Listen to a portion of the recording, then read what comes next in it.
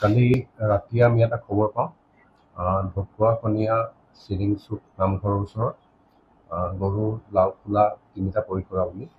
সেইমতে আমি খবৰ পোৱাৰ পিছত আমাৰ পুলিচৰ টিম গৈ লাও খোলা তিনিটা তাত উদ্ধাৰ কৰে আৰু তাত আমি সোধ কৰাৰ পিছত কিছু কথা জানিব পাৰোঁ আৰু আমি ওচৰৰে ৰাংচালি দেগৰা কলনী দেওবিল খ্ৰীষ্টিয়ান গাঁও আমি কেইটামান গাঁও চাৰ্চ কৰোঁ আৰু তাৰে মনচুৰ আলী ঘৰৰ পৰা আমি একেধৰণৰ তিনিটা লাও খোলা উদ্ধাৰ কৰোঁ।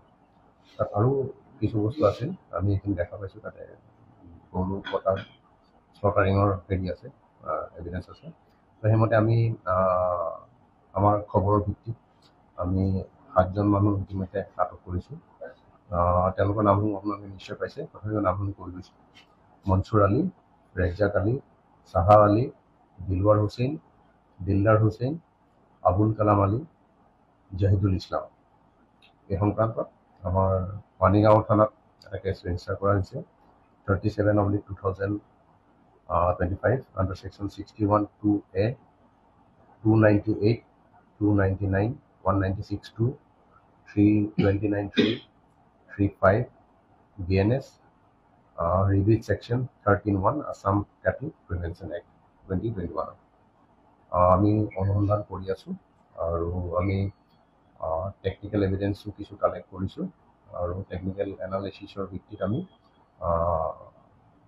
যিখিনি সাক্ষ্য প্ৰমাণ গোটাব লাগে সেইখিনি গোটাৰ ব্যৱস্থা কৰি আছোঁ আৰু যিসকল লোক ইয়াত জড়িত আছে তেওঁলোকৰ ওপৰত আমি আইনমতে ব্যৱস্থা ল'ম।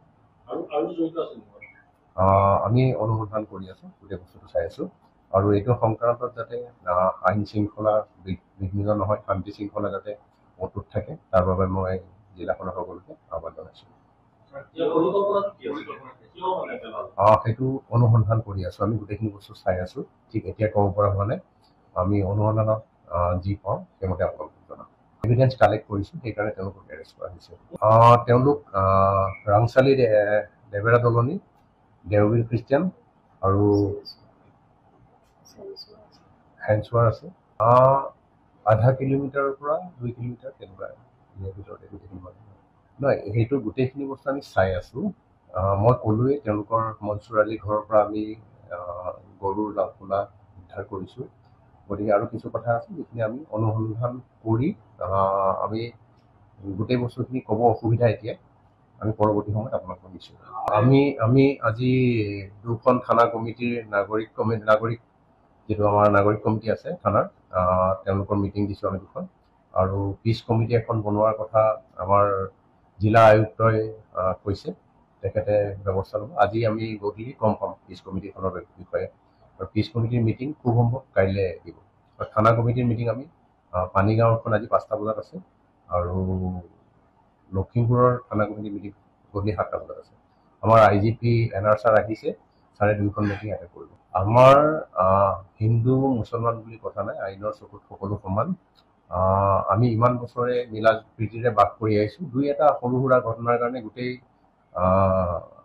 আমি যিটো ছিষ্টেম সেইটোত দুখ দিব নোৱাৰোঁ, কাৰণ ইমান দিন আমি মিলা প্ৰীতিৰে চলি আছোঁ। 2-এটা ঘটনা হৈছে আৰু সেইকেইটাত যিসকল লোক জড়িত আছে তেওঁলোকক বিচাৰি আইনে শাস্তি দিলে গোটেই সমস্যাটো সমাধান হ'ব বুলি ভাবোঁ।